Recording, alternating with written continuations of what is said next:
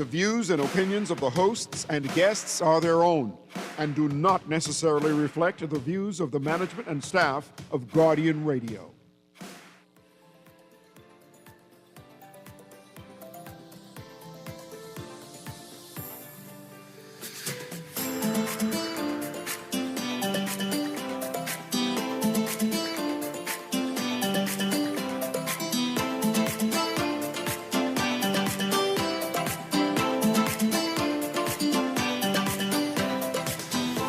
Good morning and welcome to Guardian Radio AM with C.A. Newry. This is Aaron Green sitting in for Mr. Newry this morning.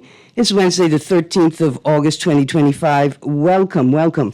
So this morning, I've got some guests coming into studio. I await their arrival. Two young women in the country who have taken up the work of women's rights advocacy. What's interesting about their work is it's from a definitively Christian perspective, right? And so I'm interested in this conversation this morning because I'd love to talk with people who do women's rights work from a Christian perspective, but also these two young women, Ashley Hannah and Crystal King, are part of the Lead Her initiative, and they over 2024 co-authored or co-wrote a series in the Nassau Guardian called Breaking Chains, addressing women's rights issues from a Christian perspective. And so I am awaiting their arrival in studio so we can talk about their work, the organization they work with, their current initiatives, and some of the issues that they addressed in the Breaking Chains series in the Nassau Guardian over 2024. Before we get there, before they arrive in studio, I got a couple of articles that I wanted to touch on that may be relevant to our discussion. Well, I'll tell you what articles are. National Tripartite Council still discussing livable wage. Global role, we want views of public on maternity leave. Public consultation on the issue of maternity leave is set to begin. And then I've got two other kind of non-related stories, but are also very interesting. And maybe we pick one of these up until our guests arrive. Here is a headline: Arawaki Association President, concerns about structures being built in flood-prone area. This was in yesterday's Tribune. Yesterday's Nassau Guardian. Arawaki Association President, concerns about structures being built in flood-prone area. Rodney Russell, President of the Arawaki Conch Fish, Vegetable, and Food Vendors Association, is warning the developers of two structures on Arawaki Beach that where they are building is flood-prone, and they are at risk of losing their investment. He said that the two buildings, located on the eastern end of the fish fry, are, quote, almost in the water, close quotes. And there are concerns the developers did not receive proper approval for their construction. The first building is a 2-story structure. The second is a 3-story structure, just south of the first one. Quote, I have no idea who is building it, but it looks like they are not working too fast on it. They started building about 2 months ago, and they should have been finished by now. They have come to a complete stop, it appears, close quotes. Craig Delancey, Deputy Director at the Ministry of Works, said that the owner of the 3-story structure was given notice to stop construction and to tear down the structure several weeks back. Delancey said he has not been able to get a notice to the owner of the 2-story structure as yet. Russell added, that's Ronald Russell, president of the Arawaki Conch Fish, Vegetable, and Food Vendors Association, added, quote, I have no idea what it is supposed to be, but it almost certainly can be a restaurant. The thing about it is that come October, that area gets flooded. The waters run from there across the road over into Arawaki, and it brings a lot of sand with it. A lot of debris comes with it as well. It's so bad in that area that the jet skis are not able to launch. It happens twice a year, in March and in October, close quotes.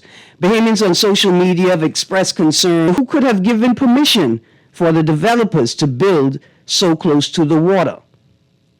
Russell continued, quote, "I don't know what their plans are, but I know one thing. They have to readjust or come up with some new plans," close quotes. That's the end of the article as I copy and pasted it. And numbers to call 323-6232, 325-4316, 325-4259, 242-300-5720, toll free for Family Island listeners. Text line 422-GR96. That's 422-4796. So, I'd like your feedback. After reading this, I'd like to put on the table that perhaps, the shantytown issue is a Bahamian problem and not a Haitian problem. The numbers to call 323-6232, 325-4259, 242-300-5720, toll free for Family Island listeners. Is the shantytown problem in the Bahamas a Bahamian problem or is it a Haitian problem? Going back into the article, well, I see there's a caller right there. Let's go and let's see what the caller has to say. Producer, let's grab the caller. Thank you. Good morning, caller. Good morning. I don't want to become into a chronic caller, but your show seems to be so interesting. You know, you have to call in and try to be here. No, man, and that's the. I want other people to alter. My opinions are strong, but I want other people to weigh in too, man. Yes, absolutely. Very strong, though, but they can't say you're not correct. You're strong, but you're correct. But this is a Bahamian problem, Eric. Mm-hmm. This has Bahamian written all over it. You know, because if any ordinary Bahamian wants to apply for a work permit for someone without having any political or other social connection to these authorities, you have to follow the guidelines and prove to immigration that you have a housing for these individuals. Mm-hmm. That's just the start of it. So the proliferation of shanty towns throughout the Commonwealth of the Bahamas, this is a government corrupted problem. Now, okay, Because, hold on. I just before I can let you go forward. you know, Now you say government corruption. I'm gonna say let me be conservative and say it's a government incompetence, administrative crisis problem. well, Okay, continue. I would have called it incompetent if a Bahamian were to be constructing a wall and planning or physical planning, don't approach him and ask him for a work permit. But that's how it is. If you right now want to try to construct something without having any connection, someone will visit you. Mm-hmm. But to find out whether or not you have a work permit or you have the proper documentation to do this. And it isn't being happening. I mean, watch the last pandemic. They was flying these people all around, putting them in housing, putting them in hotels at our expense, you know. At our expense, then the government knows in order to bring someone in the country, one of the primary requirements to it by immigration is you must have living accommodation. Now, why are they allowing this proliferation of shanty towns? To the disadvantage of Bahamians, you know, because these individuals, while they can save 90% of their salary. The average Bahamian who have to find housing have to spend 90% of their salary to maintain their basic lifestyle. And it shouldn't happen in the Bahamas. It should not happen where you bring an immigrant and you give them an unfair advantage over Bahamians. It should never happen. I agree with that. And the most developed and the most progressive countries, like a country like Singapore, has a system that welcomes and integrates foreigners. But the way that they're set up, there's no way that a foreigner could live better than a Singaporean, even though foreigners enjoy an excellent quality of life. I don't have any. I'm not suffering from this thing, what they call it, xenophobia or stuff like that. Yeah. I don't have that. I'm talking. We are trying to understand something here, but let me show you how backward these leaders have been over the years. All right, then I got another caller. Okay. I'll leave with this one right here, right? Mm-hmm. Remember, our grandparents and great-grandparents, they had a proper arrangement with the United States of America when they call it the contract days. Mm-hmm. They welcome persons into the country, but they had to be vaccinated. They had to have proper housing, and they had all of the things in place. If it wasn't just you come in illegally and we house you and do that, didn't work that way. So they could use that template, that contractual template, and have a proper work exchange. But they chose to be corrupted, and not only that, they've invited them now into our voting process, where they're now able to vote. Now, okay. Voting today, okay, but they will definitely be running tomorrow, and they're going to lose this country forever. Stupidity of our leaders. Thank you for your contribution. Remember, only citizens could vote. So the question is not whether people who are not citizens are voting. That's not the question. Another thing I just want to say as we go to the next call, I'm coming quickly. By allowing the problem to be described as a Haitian shanty town problem, we obfuscate or ignore the fact that Bahamians are also having difficulty finding adequate housing. It is a housing crisis that is exacerbated, right, by I don't call it irregular, but a poorly constructed migrant labor program. Like the last caller said, why can't we have a similar process like what we know as the contract that our forefathers participated in, right? A structured labor program.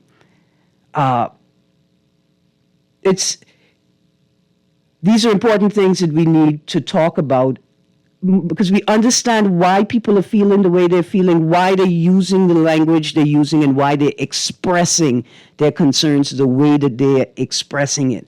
My guests have come into studio. I've got another caller on the line. Let's take this caller, and then we're going to transition to our guest. Good morning, caller.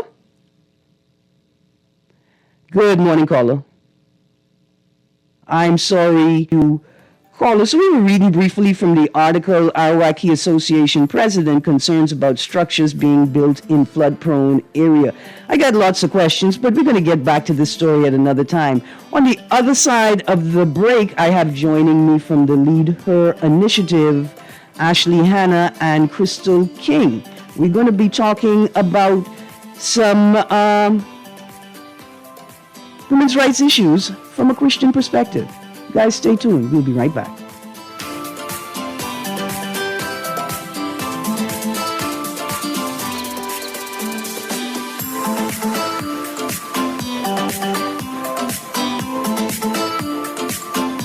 sign in and have a seat, please. They'll call you in for your x-ray shortly.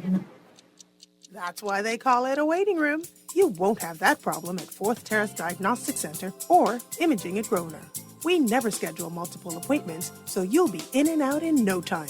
And if your initial screening reveals a concern, our radiologist can conduct an alternative screening right then and there. Call 328-8157 to schedule an appointment at Fourth Terrace Diagnostic Center or Imaging at Grosvenor today.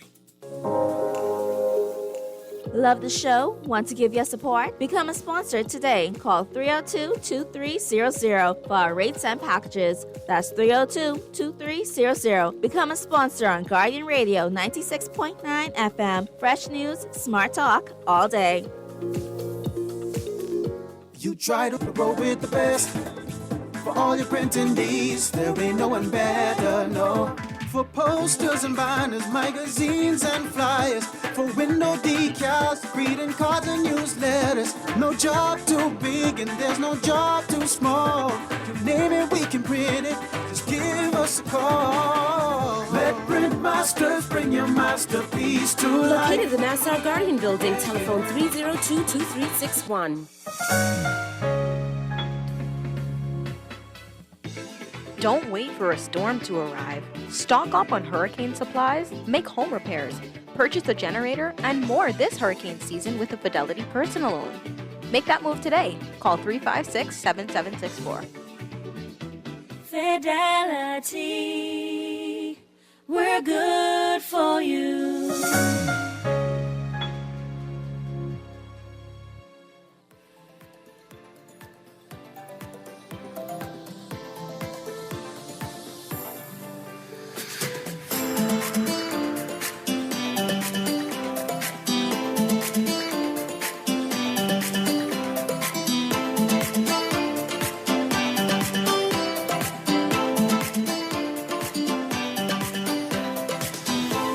Good morning and welcome back to Guardian Radio AM with C.A.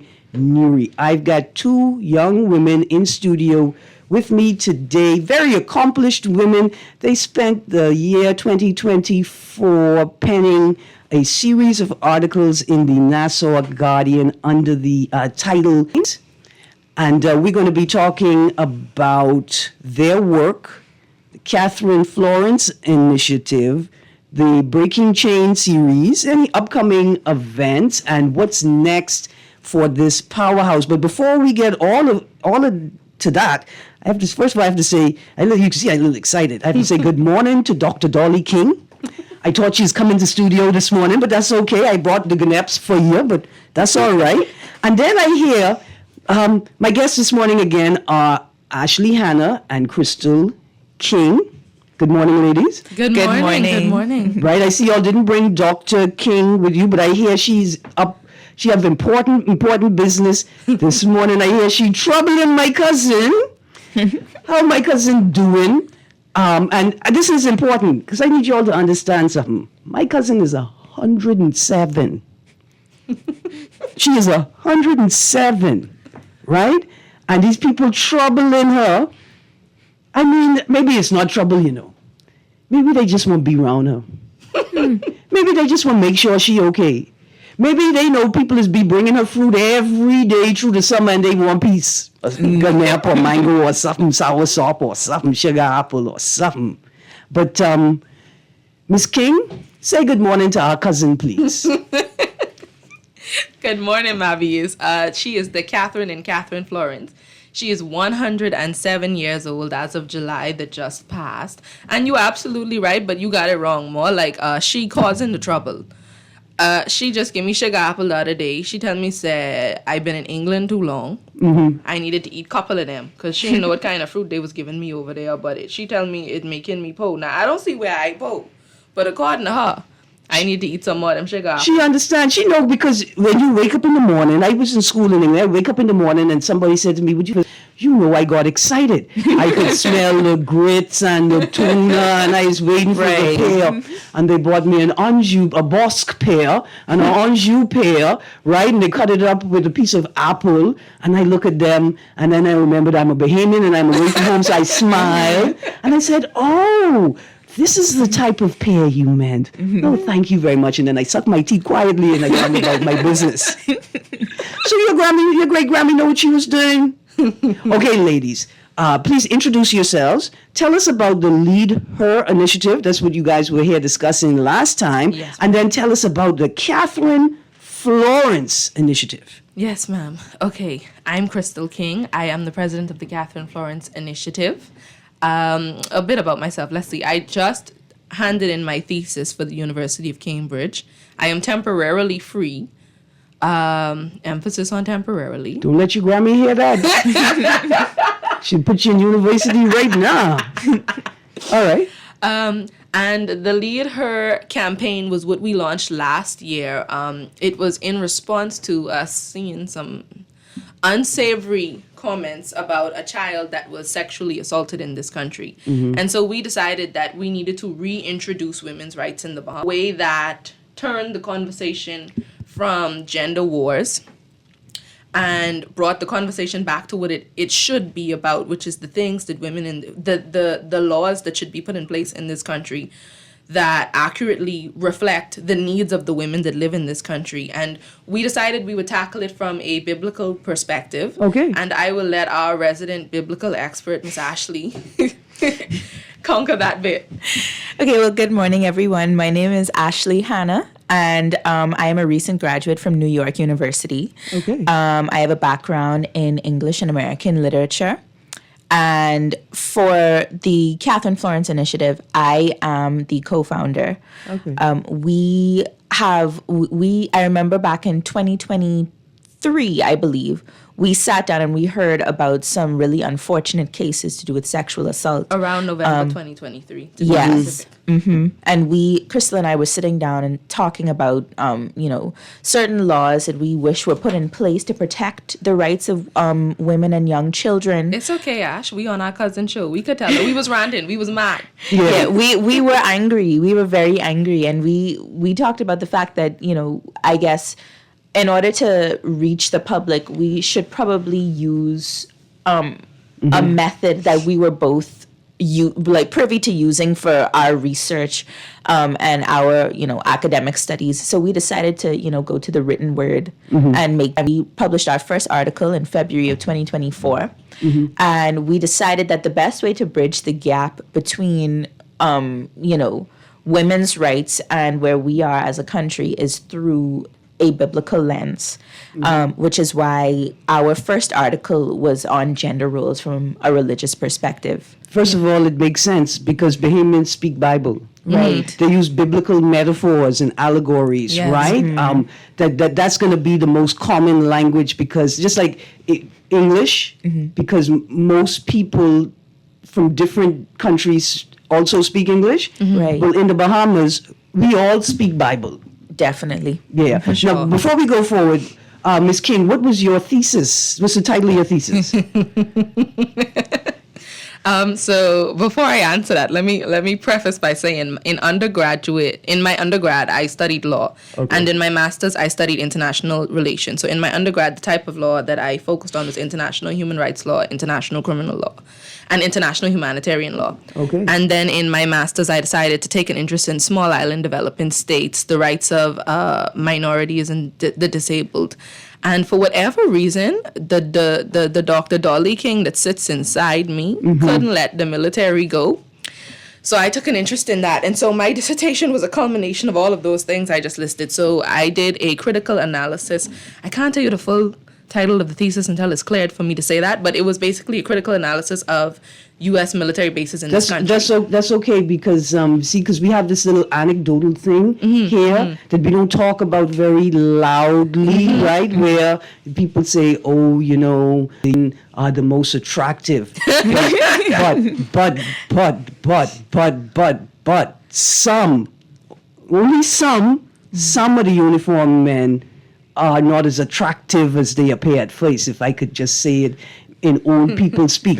But then the second thing is this, Miss Hannah, you studied English and American literature, right? Yes. And I thought about the ways in which reading, not just the literature itself, but the way in which we read it reinforces certain messages, right? Absolutely. Like the way in which, it's not the necessarily the thing itself, but the way in which we reinforces Yes, ma'am. particular messages, Definitely. right? Yes, And then in on the other side, Ms. King, the way in which we read authority, particularly people in uniform, the way in which they read authority causes them to interpret right, authority in a particular way that causes some people to lose course. Yes, Definitely. ma'am. Absolutely. All right, okay, so let's get back to the first article. I think I have it here. Breaking Chains, the Re-Education of Equality and Women's Rights in the Bahamas. Yes, 22nd of February, 2024.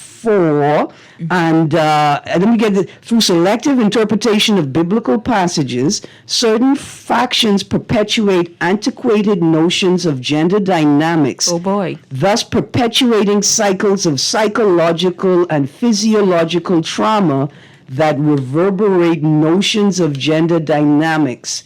That reverberate through generations. The intergenerational transmission of trauma underscores the urgency of addressing this deeply entrenched issue. Right? That made me think it's not that y'all are not saying that the Bible is wrong. No, ma'am, it's not. Right? But the way that we read reinforces negative things, and that we could read it in a different way that reinforces positive things and actually heals as opposed to re-traumatizes. Yes, Is ma'am. that a good summation of what it is y'all are doing with the series? Yes, ma'am, absolutely. Absolutely. It definitely is. And I can speak to it, like you said, from a literary perspective. Lots of people tend to do close readings of these scriptures. And a lot of the time, when you're doing a close reading, you need to be able to put a quotation that you're pulling from scripture in its context. And contextualizing these scriptures is something that escapes certain people sometimes, because they tend to pull parts of scripture that fit their own personal views, beliefs, and agendas without reading the entire scripture and seeing it in its, in what it actually is, I should say. So we tried to examine these scriptures in their cultural contexts. We tried to examine these scriptures from a literary perspective, from a formal literary perspective as well, to make sure that we were giving a full and transparent picture of what we wanted to speak about for gender roles, specifically, and for all of the articles that we had done, generally, because we did gender roles, marital rape. Although I have a list here. Hold on. Okay. Like I said, the first one was the introduction of what the series is about, the re-education of equality and women's rights in the Bahamas, then challenging gender roles through a biblical lens, Right. then a brief discussion on consent and rape, Right. and then the silence of the vows, unveiling marital rape in the Bahamas, and then the continuation of the discussion on marital rape that followed that, right? So I think in November, and then Breaking Chains, Final Reflections on the Abortion Debate, 8th of May. So you guys covered a lot of topics. Yes, without, ma'am. without a doubt. I was just excited when I heard it. Okay, so has your audience been receptive to the way in which you've approached these conversations? Yes, okay. I want to give full credit to a particular group. Young boys under the age of 18. I have to give them a shout out on here. Tiago, Kai, Timothy, because they enlightened me a few weeks ago about the way that they interpreted the articles and the way that they understood the things we were discussing, and then how the conversation carries on amongst them and their friend groups. And I thought to myself, my God, that wasn't even the group we were targeting, but I'm so happy that it landed with them, because the thing is, they don't disagree. And he said something to me, a young man, Tiago, he said something to me. He's one of our volunteers. He said to me that, he said, Crystal, there's a little bit of ego involved when people read these articles, because you immediately feel attacked when the articles have absolutely nothing to do with you as a person. They're simply discussing things as they are. And as much as me and Ashley had been on the radio discussing that and saying that, it hadn't hit us until he phrased it in that way. And so, the articles landed. I mean, okay, in the beginning, it was a little bit of a rough landing. In the beginning, we definitely had certain groups and people reach out and try to discourage us from writing and say very unkind things. But I think that's just, it comes with growing pains. People don't like when you say something that goes against the quote-unquote narrative. But here's the next thing. Interestingly, the minority in this country is the loudest when it comes to when it comes to attempting to push certain viewpoints. And the majority, because we've made certain subjects taboo, particularly issues around women's rights, because as far as we're concerned, women already have rights, we need to move on. So we've made certain things taboo. So when you now conquer those issues, it sounds like, oh, well, why these children gone off to school, now they come back and they're repeating nonsense from the university. And, you know, so there was growing pains, but it's landed far better than I could have ever imagined. And I would say that, you know, despite the fact that controversial to some people, we have had a lot of positivity come out of it. I think that people have been very supportive over the course of our journey with writing. We've gotten a lot of, you know, constructive feedback from people who want to help us to grow in our writing as well, which was, you know, really helpful and great. At first, especially, I mean, we've learned each other's writing styles. We're growing together as a team while we write, and it's a labor of love, but it's really good work, and we're motivated to continue to write. Yeah, and also the goal was to start a constructive conversation. The goal has been achieved. So, but listen, I'm so glad I'm having y'all on in Newry's Hour. Because I tell you why, because Mr. Newry, host of Guardian Radio AM, he quotes from Animal Farm a lot. Yes, he does. Now, I didn't read Animal Farm as a part of my curricula at QC, but he did, I think at SAC, school he went to. And I realized that, you know, when people talk about Animal Farm, it's like they read it as if it's truth, as opposed to something, a tool to be used to interpret and right?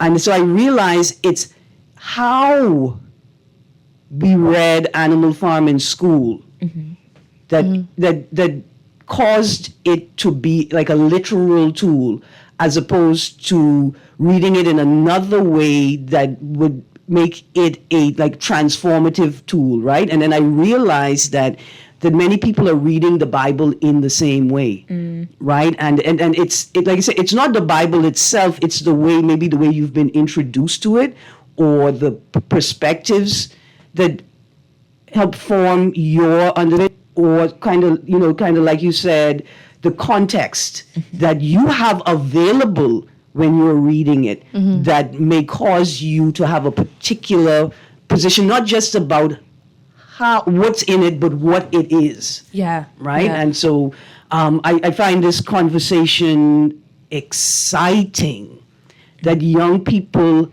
are having the conversation, and then y'all, I don't want to say struck a blow. Because I don't want to replicate that kind of violent, combative language, but that you found a space and you occupied it. And that with every breath that you take, every stroke of the pen, you open that space that you occupy, not just for yourself, but for other people, right? Yes, to inhabit it. Okay, so of the issues that you approached in the series, which one most controversial you think? Which ones, like maybe we think are the most controversial but actually aren't? And which ones you think are the most important ones to be extended? Because like you say, like the young people, the under 18 said, right? Like there's a disconnect. The language that advocates use is not the language that people live. Yeah.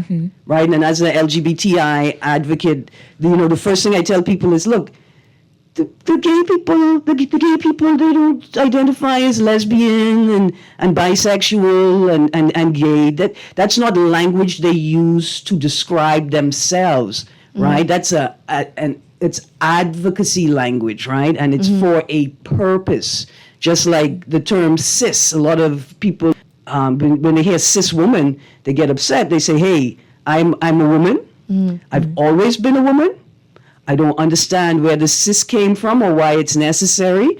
And then you have to say, well, CIS, cis, that prefix is actually, and it was constructed for a medical purpose, right? And that language has been adopted into a space where an advocacy space, but people don't use that language to describe themselves in their ordinary lives, right? And so, which issue you think is most controversial, because sometimes as advocates we miss the target, and we're not focused on the issues that people in the community are really focused on. Well, I think for one, it seems as though the topic that has been most controversial that I can definitely speak to is the abortion debate. The abortion debate seems to be extremely controversial. Would you agree, Crystal? I would, but I think marital rape has angered more than abortion because Okay, watch this. I think that we understand how difficult the decision is for the person. in terms of an abortion. Yeah, in terms of an abortion. Definitely. And so there's an empathy. Like sometimes we may sit back. Sometimes we may not we may not agree with it, but we cannot ignore the circumstances that are real in today's world that would cause someone to use that option. Yeah. Right. I mean, okay. When Ashley and I first began thinking about writing an abortion article, we riddled it with empathy, because the reality, and we concede in the article that abortion is essentially the taking of a life.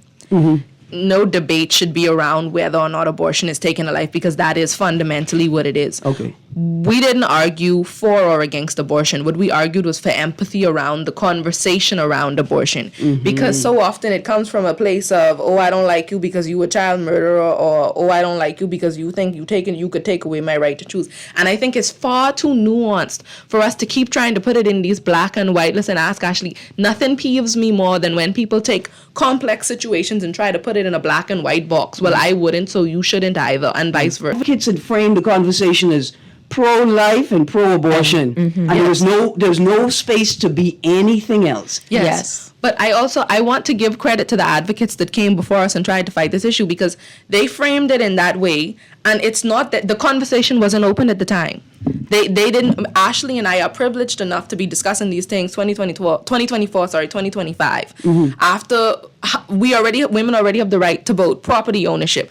We have all these different things in spaces, occupying spaces in the workplace. Social contracts have changed. Women can occupy more space in the public. I don't want to knock advocates in this country in particular that came before us and that argued for it in black and white terms, because they were limited in how they could argue such a thing at the time. The dynamics of the day presented constraints that they could not work around. Yes, ma'am. Yeah, Exactly. And in spite of those constraints, they were able to get unprecedented change in this country. We had no bloodshed and a lot of things in this country that I think we take for granted. Yeah. So as much as I don't like the black and white of it all, I completely understand it. All right, producer, let's prep this call.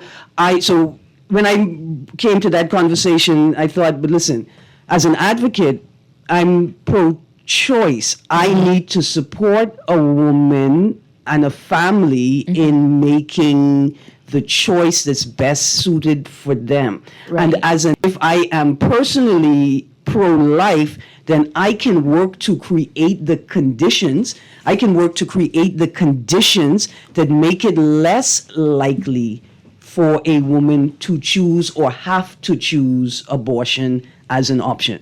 So let's go to the phone line. Good morning, caller. Good morning. You need to bring them back. You got to bring them back and see if we can get back on this topic, because I don't know what better word. I mean, I know you get a better word, but it makes a lot of stuff. Yeah, I think I understand a little bit what you said, and I could be lost in some things. But you talk about the older folks. Let's say the gay folks then wasn't able to speak. You said speaking out. Yeah. Me as a person who ain't gay, who I accept the way how they was dealing with it. I know it was always room for improvement, and they had to get better and louder, right? But with respect. I don't see the gay and the other courses, or let's say trans or something like that, that's the same. Maybe some people may say, I mean, maybe they are the same, but I don't see it that way. Those what we know as gay, I feel like we expect us, our nurses, our brothers, our sisters, these other sets would come in with the other rest of letters and stuff like that. Especially what you call the trans, it's like they doing something what some of us might consider crazy or will get some people upset. I agree with the lady. The marital rape was the most hottest topic, I think, in the country. For the last times we was talking about it. Mm-hmm. You know, but oh boy. Well, let's start here. I can bring them on regular then. Huh? I can bring them on regular. At least to finish this what we're talking about, because it's so much to touch and stuff like that. But you know, I just feel like we need to accept each other and let God. You know, we have God to answer to. As long as we do things respectfully, that's the bottom line. But bring them back again, because there's so much to touch.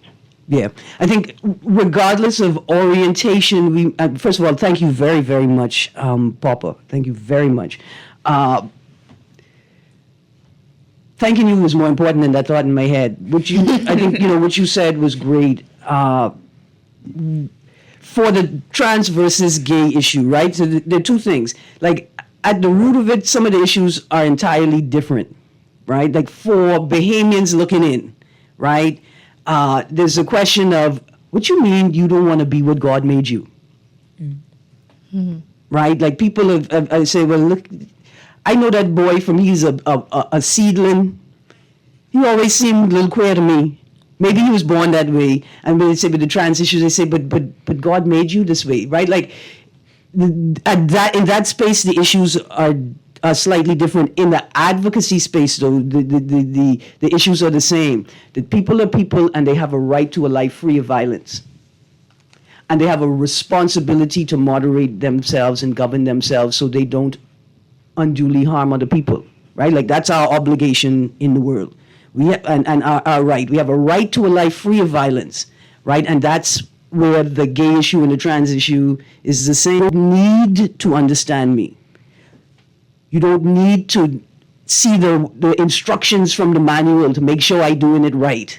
Understand, and if you're a Christian, if God made everything in the world and everything has a purpose, then just know that God made me, and I have a right to a life free of violence. And I will remember that I have an obligation to the space that I occupy. That's it. Let's go to the next caller quickly. Good morning, caller. Yes, Miss Green, I was saying. Oh, sorry, you're still there. Go on. Miss Green, the trans them are saying that not because you're a female, born with female parts, makes you a woman. And these ladies, they're here to represent woman. So I wanted to know if their opinion would it be in agreement with what the I know you say we don't have to understand and just leave them in their space to do what they got to do, right? But it kind of is complicated or confusing, problematic in some ways. Mm-hmm. Does a female make you a woman, or right? Like, what is it that makes you a woman, right? But let's put it here. Okay, let's talk about the Bible and Christianity just now. I know. I guess so the way I would approach this from a Christian perspective is to say that I don't need to know what a person is or who a person is to be prepared to engage them with respect. Yes, you got to give them love and respect. But this is the same problematic crew I told you about, the trans them. They are pushing it. And I don't think it's fair. Okay, Papa. Complicated confusion, not just on a Christian perspective, but for young people, even if they decide to go that way to be gay or what. And listen, I appreciate what you said. Let me end it. Up and listen, let me sum it up. I see, because what's represented there is a concern that the order of, they say this all the time, if I as an individual do not know exactly how I'm straight, like the chemistry of it, right, the biology of it, if I don't know, right, and I face temptation and I made it through the storm and I still straight, and I'm raising these children now. And the world has changed, and there are even more threats, and there are more stimuli and more everything. Then some parents are like, well, how am I going to keep my child straight if I don't know how or why I am straight? And so when you hear these conversations with advocates talking about all these new things, parents get concerned, right? And that's reasonable. And I think the conversations that Ms. King, Ms. Hannah, and the Catherine Florence Initiative are hoping to host or hoping that we have are ones that say, hey, we can have these conversations without tearing each other down. Yeah. We can have these conversations in a calmer way, in a less violent way.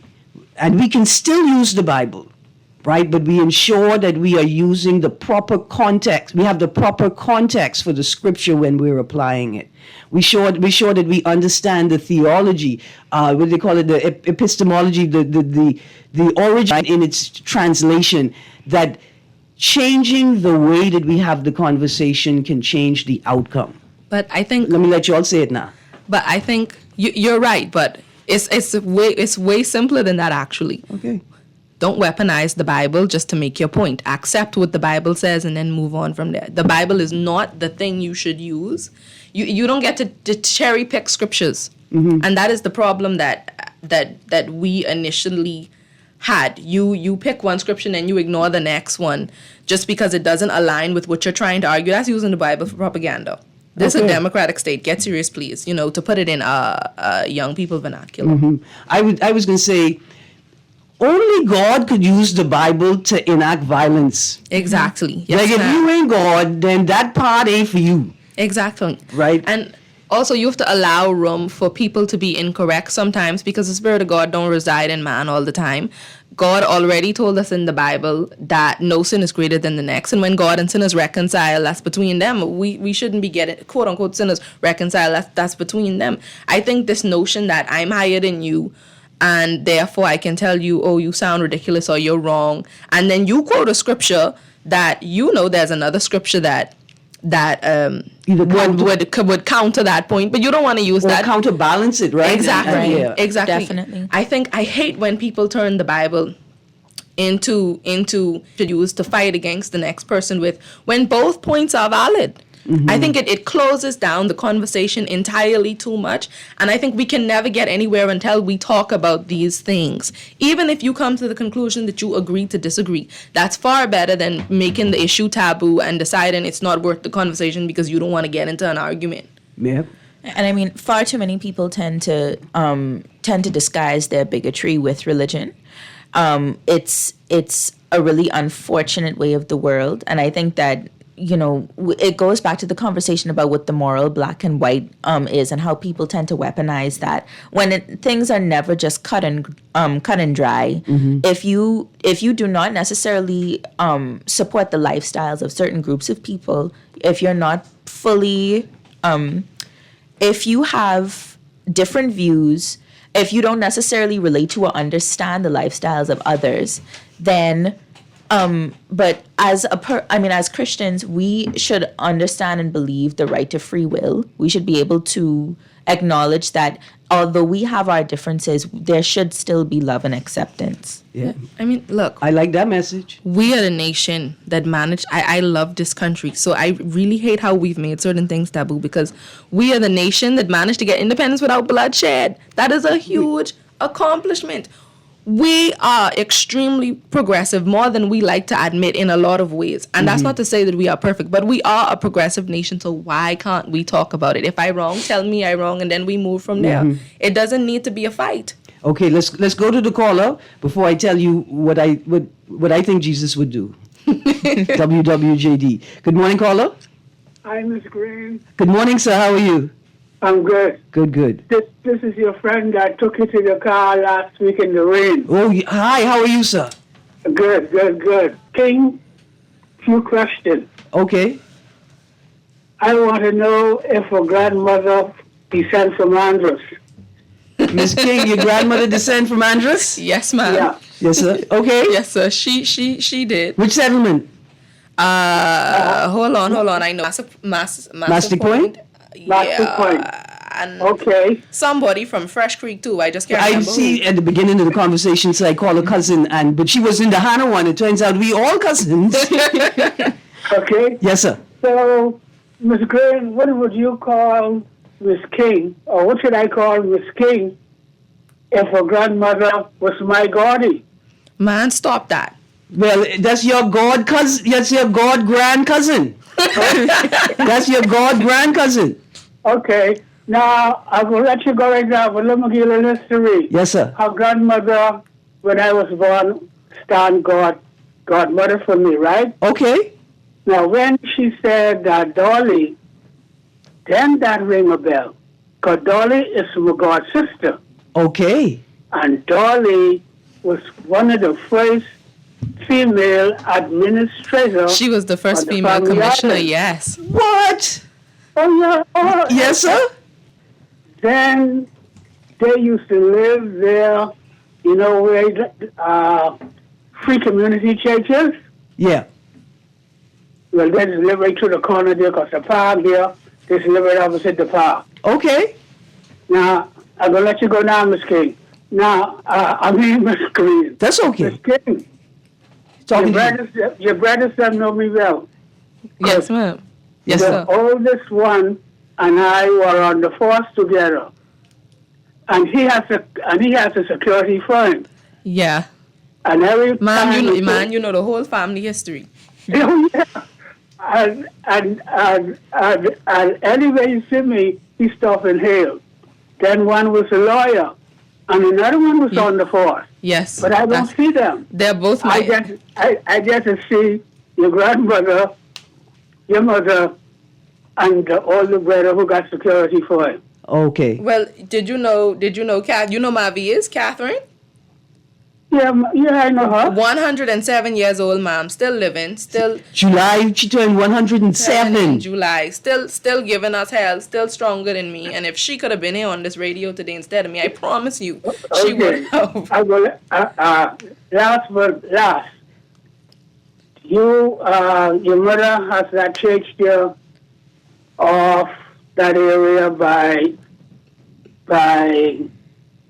New Covenant. New Covenant is East-West Highway. It was. We just moved. I said, you all had your church there. Yeah. Mm-hmm. Cousin Joel, we all out of time. I'm going to give Miss King your contact information. Okay. That's okay? Okay. Yeah. All right. Thank you very much. No, thank you very much, because I would not have known Miss King is my cousin. Sorry, before we go quickly, I have a message for you from Catherine from Mavi. Is she listening? She sent a text. She said you must come see her. You see, she already wants something. Good cousin. I'm so glad you called. Yeah. Put on your shoes and get ready to go. So where you all live? I'm gonna give her your number, sir. I can give her your number, and she can connect with you. Okay? Okay, shoot it. Yes, sir. 'Cause I don't want me and you get in trouble from God Granny Catherine. Oh Lord, what type of trouble that would be, ladies? We are all out of time. And here's a text to end the show. It says, Erin, kindness is the only luxury that never fades. Respect should never be reserved for the rich. It defines who we are when no one is watching.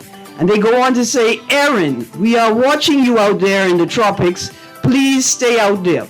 Well, if anybody would like to donate to my Get Erin Out of the Bahamas fund for hurricane season, feel free to message me and give me the money, because I will gladly go wherever y'all send me. I can't join the funny. You can jump in, guys. Have a great day. Guardian Radio AM with CA Newry is done. The news is up next.